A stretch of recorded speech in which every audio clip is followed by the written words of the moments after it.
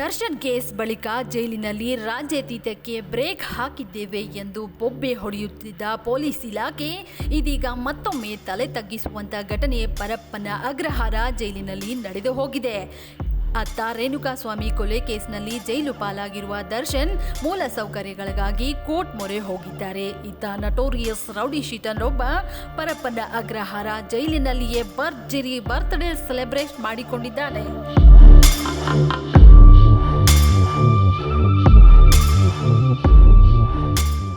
ಗುಬ್ಬಚ್ಚಿ ಸೀನನ ಭರ್ಜರಿ ಬರ್ತ್ಡೇ.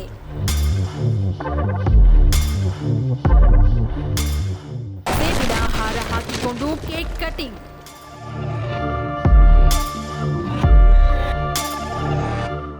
ಹೌದು, ಕೊಲೆ ಪ್ರಕರಣದಲ್ಲಿ ಜೈಲು ಸೇರಿರುವ notorious rowdy sheeter Srinivas alias Gubbachchi Seena Parappana Agrahara ಜೈಲಿನಲ್ಲಿಯೇ ಭರ್ಜರಿ ಬರ್ತ್ಡೇ ಸೆಲೆಬ್ರೇಟ್ ಮಾಡಿಕೊಂಡಿದ್ದಾನೆ.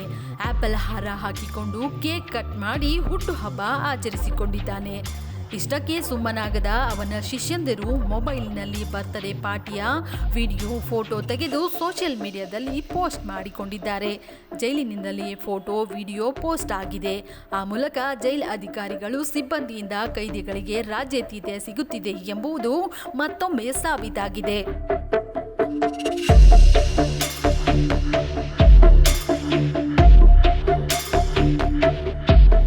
ಅಧಿಕಾರಿಗಳ ಕಳ್ಳಾಟ ಬಟಾಬಯಲ್. ಬರ್ತ್ಡೇ ಸೆಲೆಬ್ರೇಷನ್ಗೆ 8 ಲಕ್ಷ ಹಣ.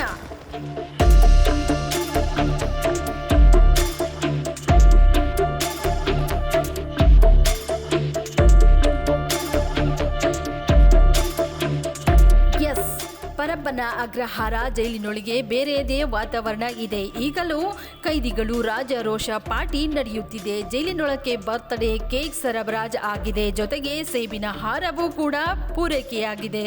ಮೊಬೈಲ್ನಲ್ಲಿ ಬರ್ತ್ಡೇ ಪಾರ್ಟಿಯ ವಿಡಿಯೋ ಫೋಟೋ ಚಿತ್ರೀಕರಣವೂ ನಡೆದಿದೆ.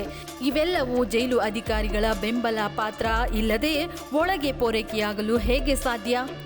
ಹೌದು, ರೌಡಿ ಶೀಟರ್ ಗುಬ್ಬಚ್ಚಿ ಸೀನನ ಬರ್ತ್ಡೇ ಸೆಲೆಬ್ರೇಷನ್ಗೆ 8 ಲಕ್ಷ ಹಣ ಪಡೆದಿದ್ದಾರೆ ಎಂಬ ಆರೋಪ ಜೈಲು ಅಧಿಕಾರಿಗಳ ವಿರುದ್ಧ ಕೇಳಿ ಬಂದಿದೆ. ಪರಪ್ಪನ ಅಗ್ರಹಾರದ ಮುಖ್ಯ ಅಧೀಕ್ಷಕ ಸುರೇಶ್, ಅಧೀಕ್ಷಕ ಮ್ಯಾಗೇರಿ, ಕರ್ಣ, ಅಶೋಕ್, ಭಜಂತ್ರಿ, ದಿವ್ಯಾ ಸೇರಿದಂತೆ ಇನ್ನೂ ಕೆಲ ಅಧಿಕಾರಿಗಳು ಹಣ ಪಡೆದು ರೌಡಿ ಶೀಟರ್ಗೆ ರಾಜ್ಯಾತೀತ ನೀಡಿದ್ದಾರೆ ಎನ್ನಲಾಗಿದೆ.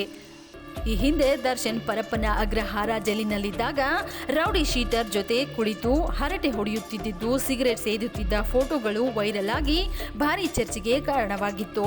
ಬಳಿಕ ಜೈಲು ಅಧಿಕಾರಿಗಳು ಕಠಿಣ ಕ್ರಮ ತೆಗೆದುಕೊಂಡು ಇದಕ್ಕೆಲ್ಲ ಬ್ರೇಕ್ ಹಾಕಿದ್ದೇವೆ ಎಂದು ಸಮಜಾಯಿಸಿ ನೀಡಿದ್ದರು. ಸುಪ್ರೀಂ ಕೋರ್ಟ್ ಕೂಡ ಈ ವಿಚಾರದಲ್ಲಿ ಅಧಿಕಾರಿಗಳನ್ನು ತರಾಟೆಗೆ ತೆಗೆದುಕೊಂಡಿತ್ತು. ಆದರೆ ಇದೀಗ ಮತ್ತೊಮ್ಮೆ ಪರಪ್ಪನ ಅಗ್ರಹಾರ ಜೈಲಿನಲ್ಲಿ ಕೈದಿಗೆ ರಾಜ್ಯಾತೀತ ಮುಂದುವರೆದಿದ್ದು ಗೃಹ ಸಚಿವರು ಕಣ್ಣು ಮುಚ್ಚಿ ಕುಳಿತಿದ್ದಾರೆ.